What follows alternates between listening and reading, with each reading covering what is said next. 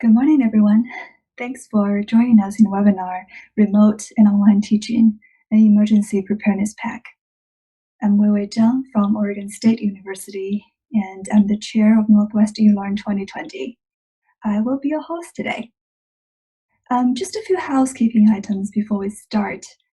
All of you should be muted when you enter the room, and given the number of participants we have today, please stay muted throughout the webinar. If you have any questions or comments, feel free to type in the chat window, and we'll monitor the chat as we go, and we'll leave time to address the questions at the end. The platform we're using today is the Zoom meeting room instead of the Zoom webinar. If you are delivering a synchronous lecture, most likely you will be using the meeting room platform instead of a webinar, because webinar usually requires additional licensing. So we hope this will give you the opportunity to see from a student perspective what a real-time lecture may look like, and this will give you some ideas about how you want to present and interact with the students in class. We are recording this webinar. We don't have real-time captioning for this event, but we'll share the recording and transcript if you request it. To send us a request, you just need to fill out a form on our website. So in the next 55 minutes, we'll focus on discussing some strategies for teaching via online platforms and using web-based tools that you can adapt pretty quickly. Switching courses to remote delivery in an emergency situation like this poses a lot of challenges to instructors who don't usually teach online or remotely. So we hope this will help you collect some ideas in how to deliver your courses in the new environment. And you might have noticed that I've been using online and remote as separate terms because they're different, although there are similarities. Some universities highlight this, some may not. I'm not going to get into too much detail on this particular subject in this webinar, but I'll provide some information on this and share it with you if you sign up to receive our materials. Our speakers today will introduce some tools in their presentations, but it is important that you check with your schools to see if there are tool sets that are recommended and supported by your institutions. If they do, it would be a good idea for you to use those tools as your primary options. With that said, it's always good to know other alternatives just in case you run into issues with the recommended tools by your schools. We have 6 presenters today from different institutions in the Pacific Northwest. I'll introduce the presenters before they each start. Our first speaker is Amy Steelmaker. Amy is the instructional designer for the College of Education at Western Oregon University, and she also teaches instructional design. Amy is going to talk about how to organize your course so students don't get lost.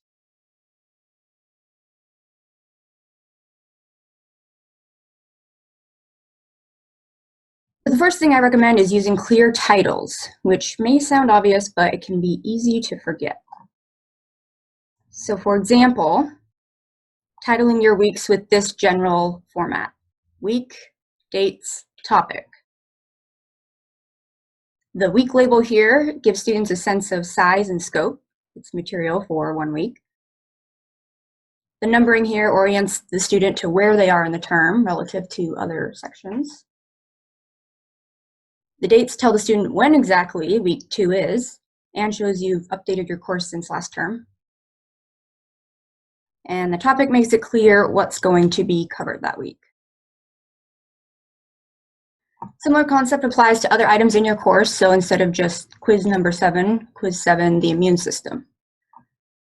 Or sometimes you might have something that's not part of a sequence and you just title it what it is, which is fine too. Just trying to avoid the situation where you have assignment 1.1, 1.2, 2.1, 2.1. And how likely is it that your students or you are really going to remember what exactly was covered in that?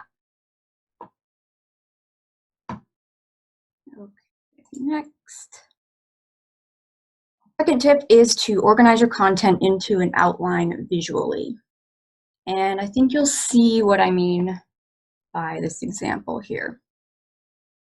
So on the left here, this is a typical kind of display for a week in a course is in Moodle. And then on the right, you can see it's been organized into an outline. So items are grouped based on what they are. The headings tell you what is in each group. So read, watch, listen for content, assignments for things that the student actually has to do for points, and then extra things that aren't really necessary but that you could just bear to get rid of. And then the items are indented too to show what's part of what. So that kind of visual nesting.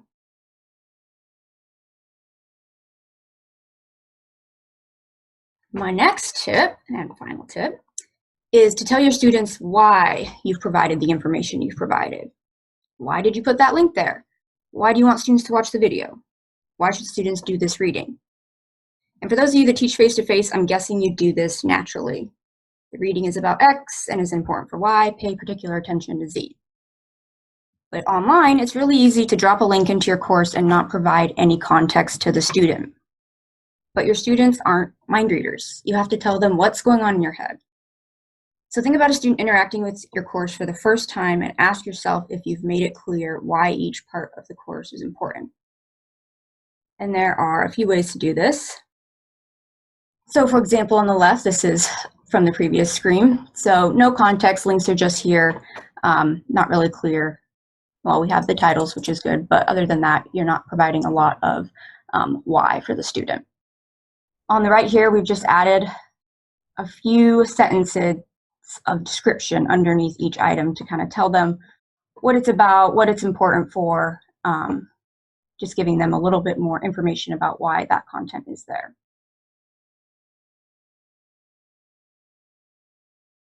You could also do, if you're doing like an overview, just at the bottom, again, telling students what it is, why it's important, just a little bit of why.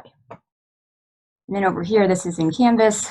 This one's pretty basic, introduction slides, which presumably give some context, and then also just a really short description of each link that's provided that shows, hey, there is a reason that I put this up here. I know what it is, and I want you to look at it.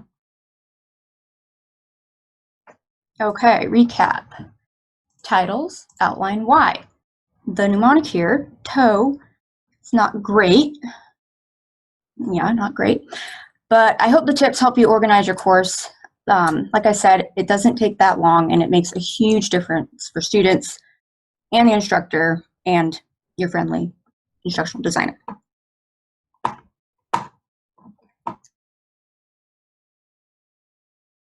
And these are the courses that I used in the slides, so you can go there and check them out. They're just open for anybody to view.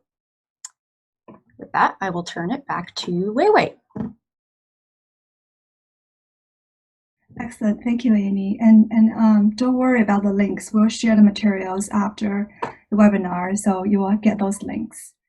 After we looked at the course planning, now let's take a look at student engagement and participation, which is one of the areas that faculty are most concerned about in remote and online teaching.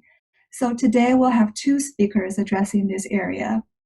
Our first speaker is Emily Householder. Emily is an instructional designer at Intel. Emily, go ahead. Thanks, Ray. Let me get this presented out really quickly. And share. Okay, so as Wei mentioned, I am an instructional designer at Intel, and one thing that we're working on in my corporate learning environment is how do we make sure that we're taking our engaging face-to-face learning experiences and maintaining that learning experience when we move into a virtual setting. So I'm going to go over a handful of free online tools for synchronous student engagement. So these are really for use when you and the students are in a class live at the same time. There's 3 in here that I've used with great success with adults. And if you have some that you want to use, definitely see what your institution already has available. But these are 3 that are really easy to leverage and kind of modify quickly. The first one is Padlet. So a lot of times in face-to-face courses, we'll have sticky note activities where we'll ask students to write down ideas on a sticky note and maybe put them on bigger pieces of paper around the room, or group them by ideas, or just generally collect questions and notes. Padlet allows us to do the same thing but online. It's really easy. Students just open it up in another tab or on a mobile device. There's no app required. And I've included an example Padlet here, and I'll drop the link over in the chat window also. You can go and see it for yourself. But all that you do is, let me see if this video will play.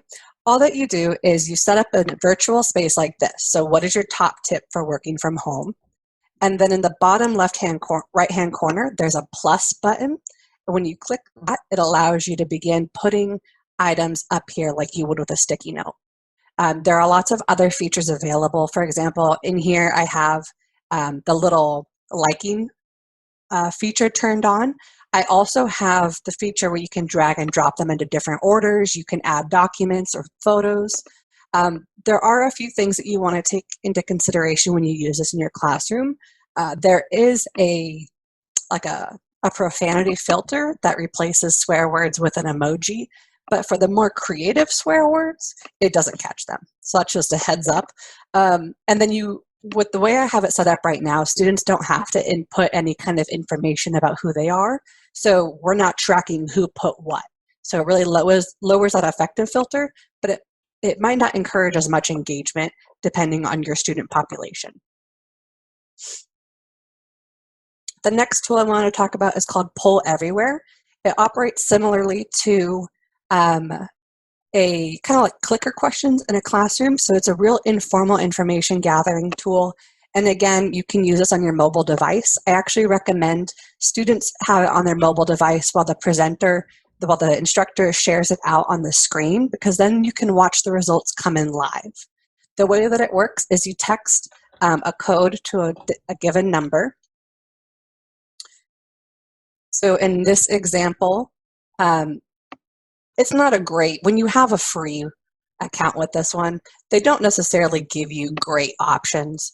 So for example, because my last name is Householder, it's kind of long, they gave me the code Emily Househo 578, which is not a great option. But all that students do is they text Emily Househo 578, and they send that number, and then they reply with A or B depending on their answer. And then at the front of the room, you can watch the answers come in live. So this is a really good way to kind of integrate student feedback into a session where you don't necessarily need to have a chorus of voices coming over the video chat at the same time, but you still want to see where they're at and what they're thinking. My third example is actually one that we're going to do live. So Kahoot is a really common tool that's used in K-12, and I've had a lot of success with it in both college settings and in oh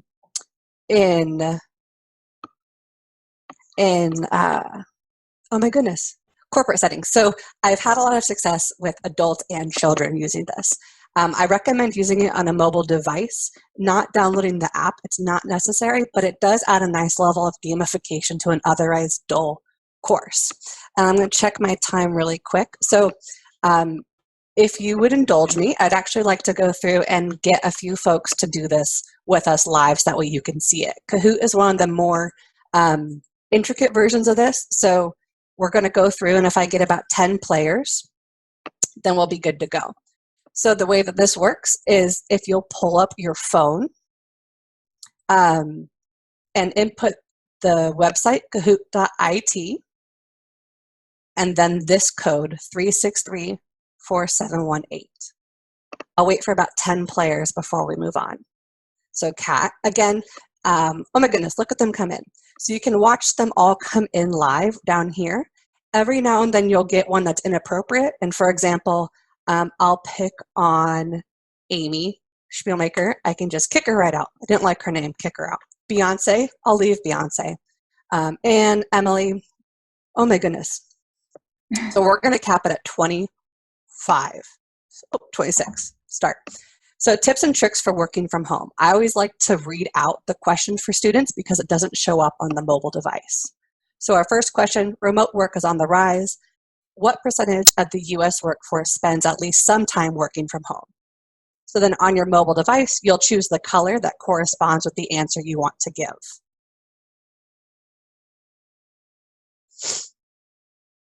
We'll stop at 40. And then you get a live showing of how people responded. So 43%, 21 folks of the 40 who participated got it right. And then it actually gives us a score. So this is where that gamification really comes in handy. I did this with some salesmen recently, and I know this will shock you, but salesmen are a little bit competitive. So that really kind of got some blood flowing. We'll do one more question. This one is a true or false. True, false, remote workers always work from the same spot. So again, just your best answer, true or false. You can customize these photos also. False. I didn't make this one, so I don't have any feedback to give as far as like the correct answers. But again, we'll go through, and Kat is dominating, but Zippy is coming up quick. So we're going to close Kahoot for now. But those are the 3 tools I really wanted to show you today. Kahoot, Padlet. Oh, there's an example video in here, a step-by-step guide for setting up your own Kahoot. So when we send out the Google Doc later, you'll have those resources available. Feel free to reach out to me if you have any questions. But again, Padlet, Kahoot, Poll Everywhere, all 3 of those are great ways to really engage students in a synchronous class session. And there's so many other resources out there, but really getting your feet wet with a handful will really guide your synchronous sessions. Thank you. Thank you, Emily. It's really fun to see the real-time interactions. Yeah, that's the best part. Yes, you can do synchronous teaching while using the device to communicate as a back channel. Excellent. So our next speaker is Dr. Velda Arnold. Velda is an instructor and department chair for Business Administration Department at Blue Mountain Community College. Velda, would you like to take over? Sure would, thank you. So I'm going to talk to you today about discussions in online classes. I use discussions in all of my online classes. It helps to engage the students.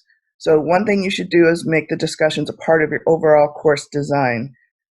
When Amy was talking about, setting up the course, if you're going to have discussions, make that a part of it. And think of it as if when you're teaching face-to-face, you have small group discussions, you have students get together in groups, discuss things. It's the same kind of thing. So make sure you have them planned and probably regularly so students don't forget.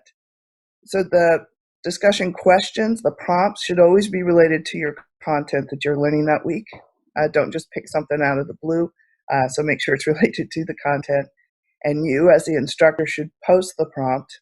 Some people have let the students post prompts, but then if every student has to post a prompt, you're probably going to end up with the same prompts. And then how do you follow the thread of a discussion if there are multiple discussions going on all on the same thing? So it's best if you post the prompt and you have it targeted for them. So a good first discussion prompt is to have students introduce themselves. Online courses, some students may know other students from other online courses, but they don't really know each other. And that's also a good way for your students to get to know you. So you can write something about yourself, share, give them an example of what kind of things that they should write about. And you should also, in discussions, remember to put points with them so that students will do them. If there's no grade associated with it, why would they do it? So you need to set parameters of what you expect that they should post by a certain time. They should reply to others by a certain time. And don't have those dates the same, because if you have them all on, say, Sunday night at midnight, students are going to pop in at 11 o'clock, post something, and then try to find other students to comment on. And it's going to be a mess. So I usually have mine where they have to post midweek, say Wednesday, and reply to others by Sunday. So, and the prompts should allow for deeper understanding. It shouldn't be, what is your favorite color? What color was the title in this week's reading? It should be something for deeper understanding of the learning, require some critical thinking or problem solving. You should also include specific criteria of what you want. I always have a minimum that they have to write, 2 paragraphs, some minimum that they have to write in their original post, and then how much should they write when they reply to others. So the criteria for responding to other students is it has to move the discussion forward, not just say, wow, that was great, I enjoyed that, that was fun. No, that's not substantive, and it's not moving the discussion forward. So make sure you set those parameters. I put them in my syllabus, of course, and then I have them on the very first discussion prompt. I say, this is how it's graded, this is what I expect. So then you might, even if you're into rubrics, you might create a rubric of how the points are going to be awarded, so that they know exactly. There are students who only do things based on the points. It kind of surprises me, and that's the way it is. If you in the classroom would be involved in your small group discussions, then you should probably be involved in your small group discussions online. I don't do that. I tell students that this is your small group discussion. You guys discuss it. I do give everyone individual feedback when I grade. And so I do read them all. I just don't get it in the middle of their discussion. And when I grade, I give feedback to motivate the students that are doing a great job. And I give feedback to try to encourage students who are not really doing as much as they could to do more. And I like to especially let students know if they're giving good feedback to their classmates that's good, and I appreciate it. So make sure you do that too. And then the discussion that you have, make sure that the prompts that you're giving are interesting. You want to read stuff that's interesting, I hope. So if you have a boring prompt, you're going to be bored reading all the responses, and your students are probably not going to be that enthusiastic about answering them. So you could also use videos. So in some of my classes, I use TED Talks, I use podcasts. Students love those kind of things. Just finished this last term, and I had students in their final discussions saying, I had never known there were all these TED Talks. I absolutely love them. So I would post a TED Talk and then ask for some feedback on it. So you could do graphics, links to websites, all those kind of things. And you might set up a water cooler kind of thing so that students can have discussions with each other, not related to a grade. I do that same kind of thing when I have team projects. I will set up a discussion room for each project so that the people in that group have their individual place to discuss things. So, and that's all I have. Thank you, Velda. Those are very helpful tips for asynchronous discussions. So when you're teaching remotely, you can consider using both asynchronous and synchronous student engagement methods. So yes, it's nice to mix and match. Our next speaker is Dr. Greg Zobel. GZ is an associate professor in a Master's of Science in Education Information Technology program at Western Oregon University. And he will discuss and demonstrate a variety of ways to deliver your content and providing feedback to keep your students focused and interested. GZ, would you like to take over? Sure will. All right, let's get the share screen going. Okie dokie. Share. Boom, boom, boom. Hi, folks. So I'm going to share this little bit of messiness here for a second, and then I'm going to shift over to full screen. Glad you all can make it, and I'm going to talk about using video and short little snippets to improve student engagement and provide good, low-risk, and low-time feedback. The reason why we want to increase student engagement is twofold. One, students will do more work, and they will learn the material better, but also student engagement is proven to support higher levels of retention, and especially looking at where we are at now, we definitely want to retain our students. So in order to do this, you need 8 ingredients, and the first ingredient is right here. This is ingredient number 6. This is a basic outline, and if you're like me or almost any other teacher that I know, it's very easy to talk about a gazillion different things and go off on a number of tangents, but if you have an outline or a script, you can stay on target. So that is one of the primary ingredients that you need. Let me hit present. Also, you need simple screencasting software like Screencast-O-Matic. There are a ton of different free and paid for software out there. Screencast-O-Matic works on PC, it works on Mac. I've had no problems with it. You can record up to 15-minute videos.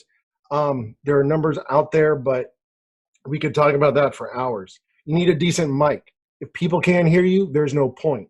You need good audio. This means test out what you have on your laptop or your home setup. Make sure you have good sound. If you don't, spend 15 to 40 bucks, get a decent mic. Small chunks of time. Research has shown that students engage with videos that are up to 5 minutes. Over 5 minutes, and the viewing drops down precariously. So make it 5 minutes or less. If you have longer content, you can chunk it down.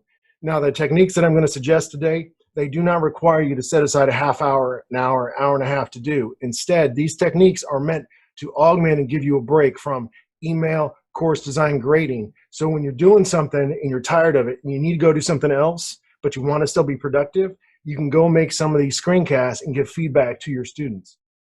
Simple Studio, look behind me. This is not a professional grade studio. Research has also shown that high production values, fancy editing, and fancy studios cuts down on students' belief, and it cuts into the authenticity. Students know you're a teacher. You're not a video producer. Don't pretend to be one. Be a teacher, and then don't worry about all of these other fancy things which are distractions. Simple Studio. You need a platform to deliver. Almost all of us are on a platform like Canvas, Moodle, Blackboard. Don't mess with YouTube. Don't mess with Vimeo. If you want to play with it, okay, but there will probably be trolls that show up and mess with you. Not worth the time. Keep it behind the walled gardens, password protected, until you're comfortable making videos. I already talked about the basic outline. Next is accessibility. We are required ethically and legally in order to provide equal access to all of our students. That means if you have a student who has accommodations in your class, all the videos that all the students are going to access need to be captioned. Several of the techniques that I suggest get around that because they're around one-to-one conversations. But if you have somebody with accommodations in your class, that means you need to provide captions. But this is a great opportunity for you to learn how to do captioning. Finally, have one goal for the video. Just do one thing with the video. That's it. Now, once you have these ingredients, there are 5 delicious cakes that you can bake for your students, and each of these is quicker than any box cake mix you can ever find. One is a video introduction. Hi, I'm GZ, and I'm teaching this class on screencasting. I've been screencasting for 7 to 10 years because I love it. It helps me connect with learners. It helps me show things on the screen rather than telling them how to do stuff, blah, blah, blah, whatever. The point of this, the core, is that you communicate your passion and your joy for the content to the students. You establish a clear presence in your class, that they can see your face, they can hear your voice, they can connect with you as a kind, compassionate human being. You can pop this at the top of your course with introductions. You can do it in the introduction form. You can send it out in an email. Boom, video introduction. 2, at the top of almost every course, there's usually a course questions or assignment question. This is not meant to replace all of the written text around your policies and things like that. Instead, this is an opportunity for when questions come up for you to explain, give context, give background, discuss the scaffolding, how the different courses or the assignments interlock. You give these explanations when you teach face-to-face, but sometimes in online learning, it's just boom, the assignment, boom, the course, a little explanation. Again, they can hear your voice, they understand, you're providing discussion and context for them to grasp what's going on. This also is a great way to clarify things that when students often read text, they think different things about assignments and what we mean. Video gives you a perfect chance to explain that. As Velda was talking about discussion forum posts, you can also respond to some of these in video. I suggest doing 2 to 5 different response people per week. Do a short video response, 30 seconds to a minute. You talk about their content, you engage. It's that same thing of in-class face-to-face when you're having a conversation with a student, but instead of doing it in text, you're doing it with face. They can tell that you're real. They can tell that you're engaged. This is important, and it's easy. You just hit the little video button, and Moodle and Canvas both have it. So it's pretty easy to do. You don't even need Screencast-O-Matic for that. You can message individual students. In online courses, Usually there's 2 to 5 people in the course that are super highly engaged. They're moving the forums forward, they're asking good questions, they're posting good content. You can send them a little video message that says, hey, you're doing really well. Thank you for bumping up, the participation engagement. Thank you for all your good questions, because you don't have the hallway conversations before and after class like you do face-to-face. So this is a way to reinforce those students who are setting the bar high so that other students will strive for that as well. Again, 30 seconds to a minute. Finally, you can explain grading policies and specific grading rubrics. Often the language around grading policies or rubrics is kind of rugged or strict or curt. Again, like with course or assignment questions, what you can do here is you can provide some context, some verbiage, so they help understand. And this is where you are giving the how, like Amy was talking to. Why is this assignment relevant? How does it tie into what I'm doing? You can help them understand why they're learning what they're learning. And you can clarify misunderstandings pretty early on. Some key things to remember: have good sound. There is no substitute for this.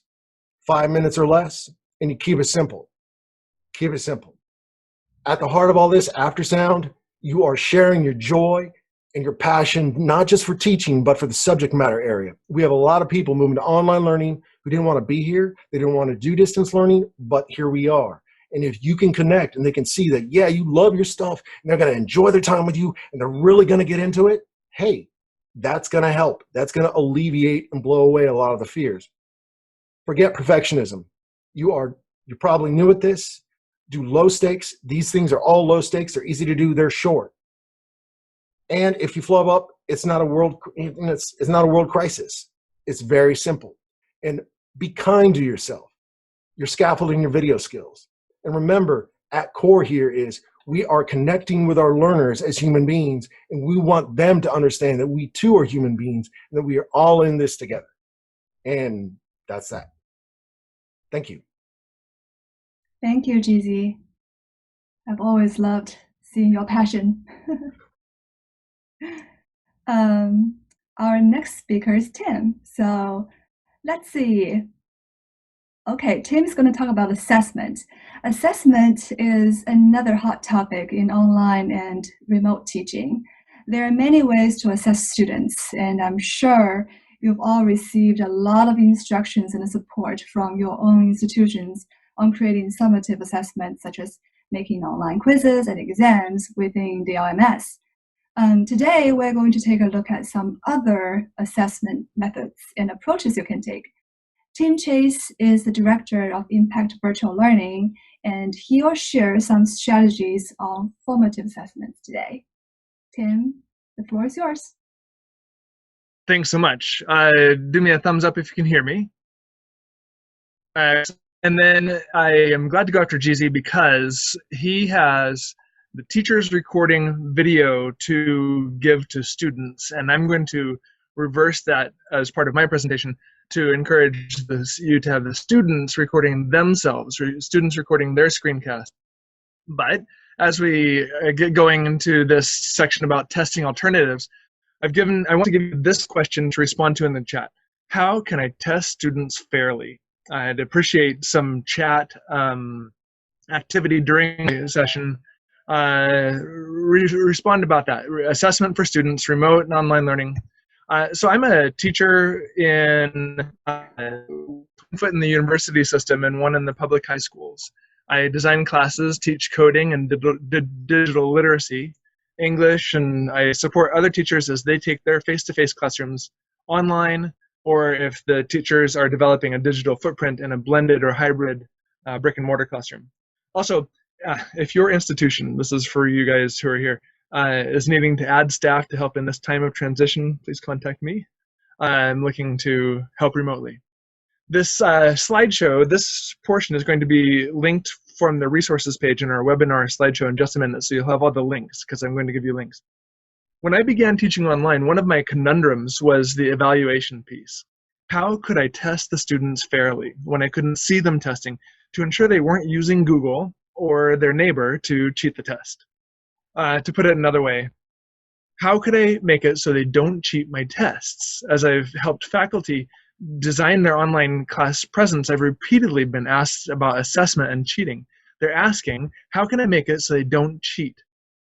Now, There are effective software solutions that allow for remote proctoring. They are sophisticated and generally effective. And in my view, although they're amazing, they miss the point. They allow us to keep assessing students with the matrix of testing, which is unnecessary. And now that I do non-testing assessment, I find that assessing via tests is actually less effective. So I've made a shift away from testing.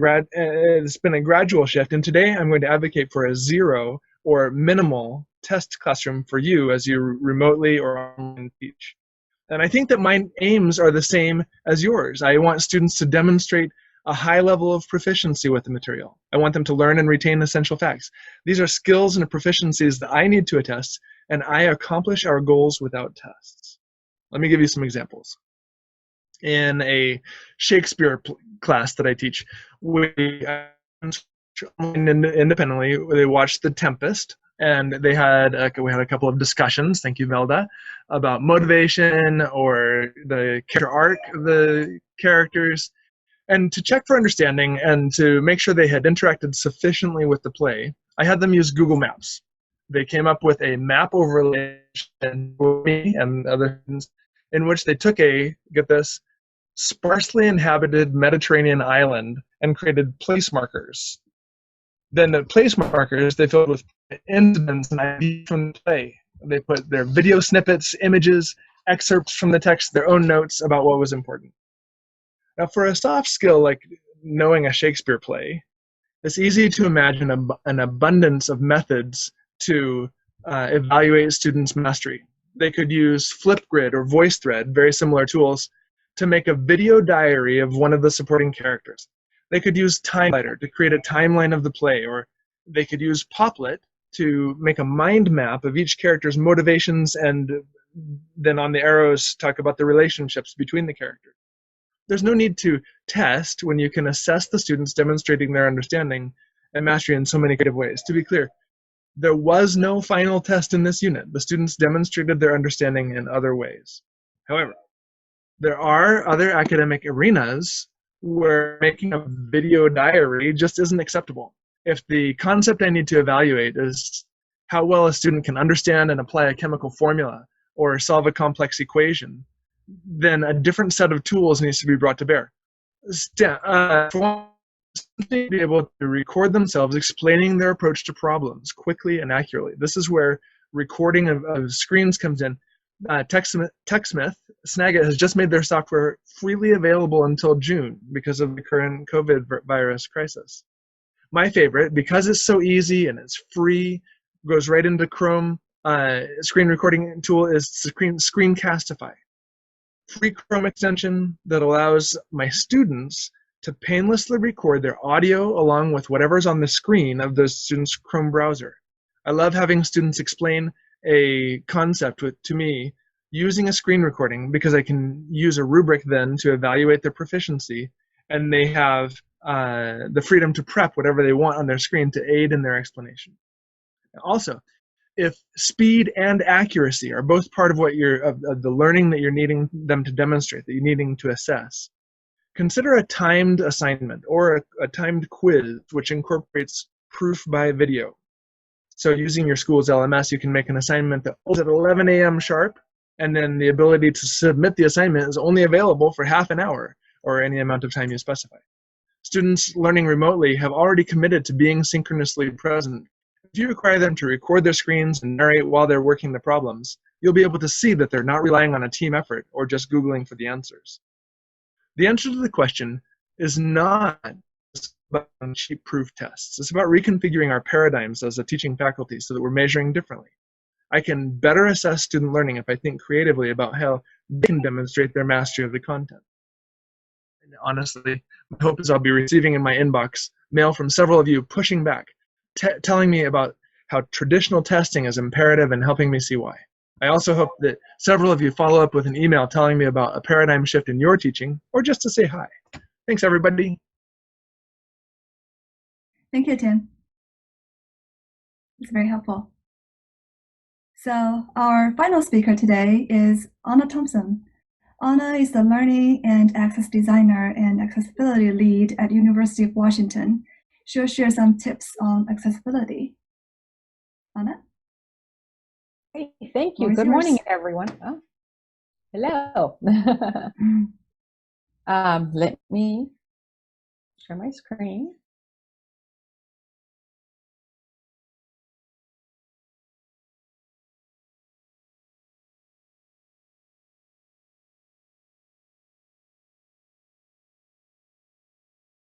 Okay. Let's share. There we go. Okay, great. Hi, everyone. Just gonna present on some tips this morning. I am thankful to be here today. Welcome to everyone. One of my passions is accessibility in general. So I'm always, ready to share and help anyone who would like to make content accessible. So why is accessibility important?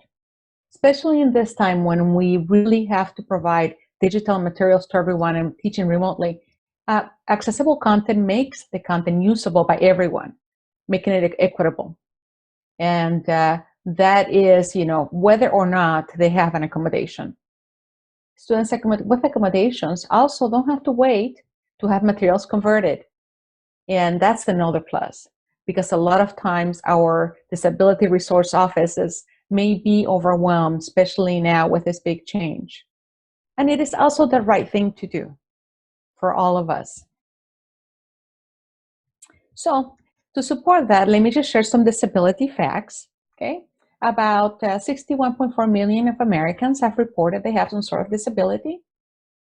Then thinking in the professional world, about 30% of professionals have said that they have some sort of disability. That could be hearing or visual, mobility, could be cognitive.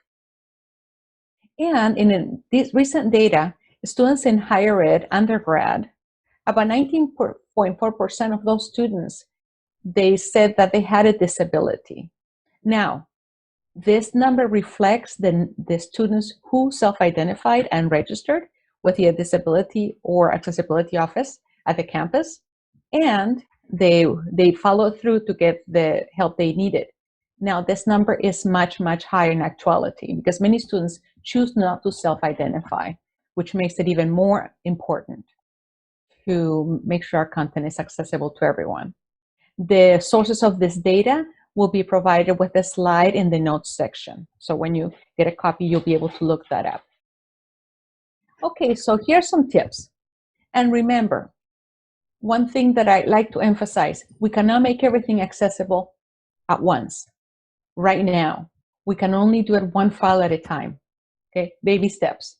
So let's try not to add to our stress, but just work on the next thing that we update, our syllabi for several courses. It could be the next presentation we create, the next document that we create, the next content in the learning management system we create.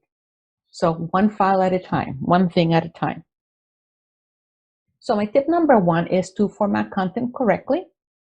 And so that is whether it is an LMS page in Canvas or Moodle or Blackboard or whatever your learning management system happens to be. It could even be WordPress, right? It could be a website. So some basic tips usually is always use headings, built-in lists instead of doing things manually. Make sure that there's plenty of contrast, the foreground with the background, and well-formatted tables when needed.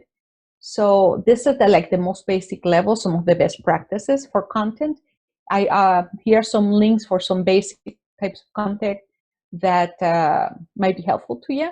Many of these are tutorials that I created for the Canvas one, PowerPoint, Word documents, for example. So let me show you. This is what the one for Word looks like. It links to a course I teach called Accessibility 101, and this is my self-paced version of that. And anyone can access this. It's for public access, and it offers this is an example of the ones. Offers an overview, and here's talking about headings and styles. So it talks about it, it shows how to do it with little clips. Sometimes it's just images. Why is it important? And I even have some videos included. So this is just an example of some of them. The link I have for the Google documents is actually from North Carolina State University. So thank you for putting that out there and sharing. I figure, hey, why not share a great resource? And this is specific to Google Docs to make them accessible.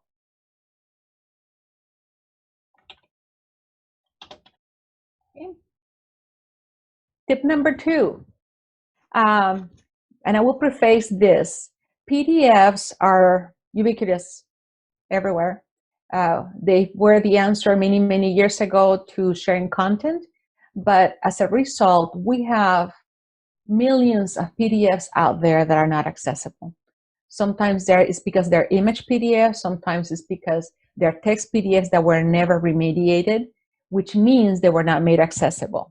So even if they're text, they could be confusing for someone who's using assistive technology because the content may jump around in a weird order. So if you're using PDFs, which sometimes are necessary, some of the things I like to share with you is that use well-formatted PDFs or create them from MS Word, and the instructions are here, but it's basically leads to, if you create a well-formatted accessible Word document and use the Save As option from within Word to create a PDF, that PDF will be mostly accessible. So, and as part of this as well, if you have the ability to learn and have access to Adobe Acrobat Pro DC, you can fix inaccessible PDFs with this software. And here's the link to the Adobe website. Also, sometimes we scan documents for our students.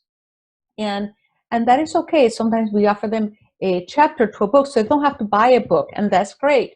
I offer a link for University of Washington scanning best practices for scans, so they're clear, they're clean, and as accessible as possible. Tip number 3, use accessibility checkers. So I linked in here the different ones that might be built in that you may be using. Microsoft Office is a popular one because it's a software that many of us use. And this link goes to an accessibility checker tutorial from Microsoft, and it shows where the check areas. It's usually under the Review tab. And once you click Check Accessibility, it opens up a panel letting you know what are some of the issues until you get no accessibility issues found.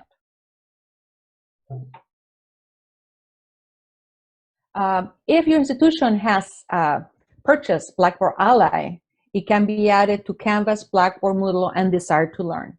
It's a great tool, and the main function is a twofold. Number one, it scans all the files uploaded to the course, and it gives an accessibility score in the form of a little colorful dial.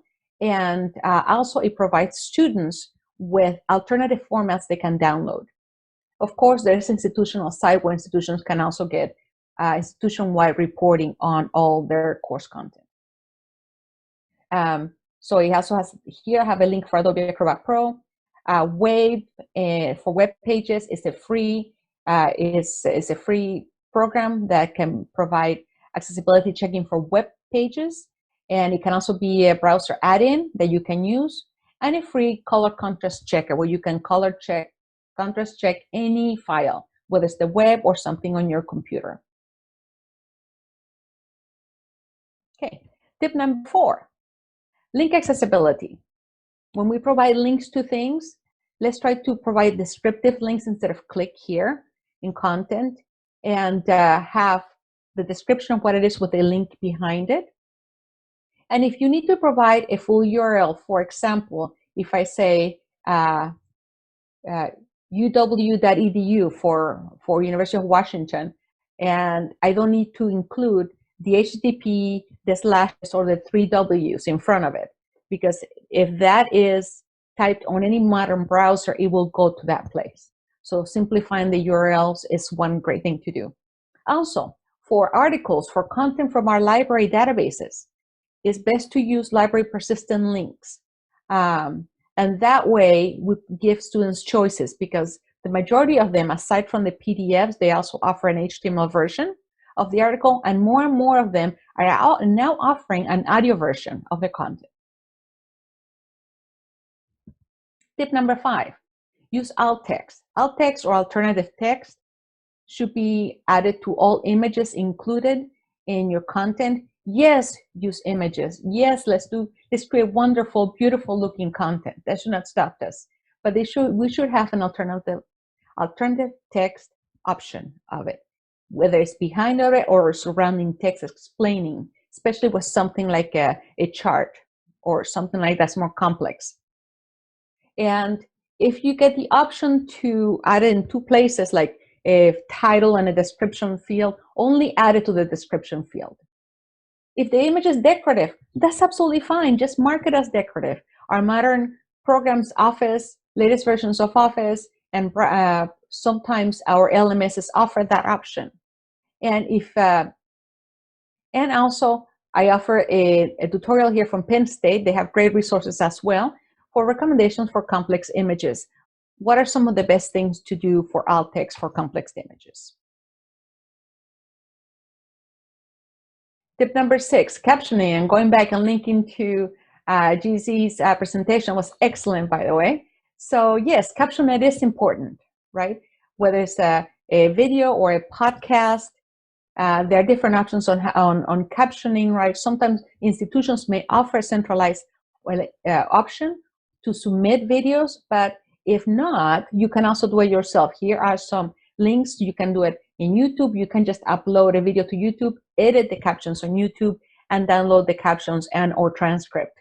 It provides an easy-to-use interface. If your institution uses Panopto, there's a way to import the automatic captions into Panopto, and then you can edit them.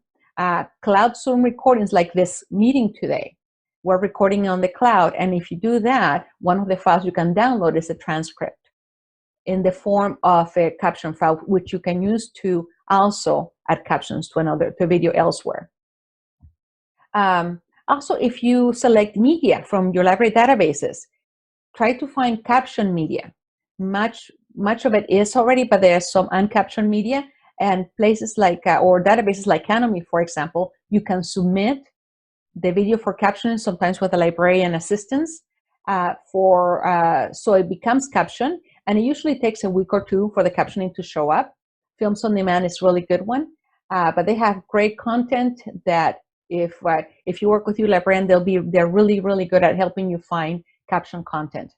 And then, of course, there's third-party captioning. As I mentioned, school services, 3Play Media, which has a contract in Washington State for it's either 92 or 93 cents per minute. Cielo, there are some others. You can use your own if you have the funding to send it, or if your department or program wants to invest, or your school wants to invest. And here's some additional resources, a link to University of Washington Accessibility website, also a link to my Accessibility 101 course, the public version and instructor, and my contact information if you have any questions. Thank you so much. Thank you so much, Anna, for the very helpful tips. Again, your university may have tools they support for accessibility. Just make sure you check with your support staff on this, and different universities may be different. And it's very likely that we offer different tool sets. All right, I know our very helpful panelists have been tracking the chat. I'm sure there are many questions I've been following, and it's kind of hard to keep up. Wait, I have a suggestion. Okay, go ahead. And so for Amy, one of the things that someone asked of you was if you would share a rubric that you shared at the Northwest eLearn. So we'll maybe have you do that on the resources slide of our webinar slideshow. But Emily, you were the second presenter, and someone asked, and go ahead and unmute yourself to answer this question. How does Kahoot work if students are using the same device to play and be zoomed into the live class session? Do they need 2 devices? So this was 2 different questions, and it's a really good one. I highly recommend having 2 devices just because it makes it a more seamless experience. But if they if that's not possible, because let's be honest, with the tech divide, it's not always possible, just having two browser windows open, one with your presentation or like Zoom, WebEx, whatever tool you're using, and then in the other browser window, they can have their Kahoot experience, because you can do it either in a phone browser or on a web browser. The difficulty will come in if they're doing it on their phone. They'll have to flip back and forth between the two windows. Right, thank you. And then GZ, you had two questions. One was, and go ahead and unmute yourself. One regarded FERPA concerns about recording live Zoom classes and then providing that link out to students. Does anybody in the chat or GZ via a verbal response have a response to the FERPA question? I would refer that question to your institution's lawyer. In all seriousness, I would. I would not recommend sending a link out or sending the link out to the video to your students of the chat. I would recommend taking the video of the chat and uploading that into your LMS, whether it's Canvas or Moodle, and having a video archive for each week. Let's say you do a class meeting and you record that, having that video there. That way, in order to get access to the video, the students have to go in the classroom. If you're sending out links, those links can bounce off into the ether and wherever. But in terms of FERPA concerns, I'm not a lawyer. I'm not comfortable making a call on FERPA, but I believe that walling off the content so that only those people can access it who are assigned to your course. So that's my response. That's a great best practice. If you, as a participant in the webinar, have another comment, question about any of this part, go ahead and drop them in the chat and we'll keep watching. GZ, one more for you. There was a question regarding the captioning of Screencast-O-Matic. Can Screencast-O-Matic have captions added?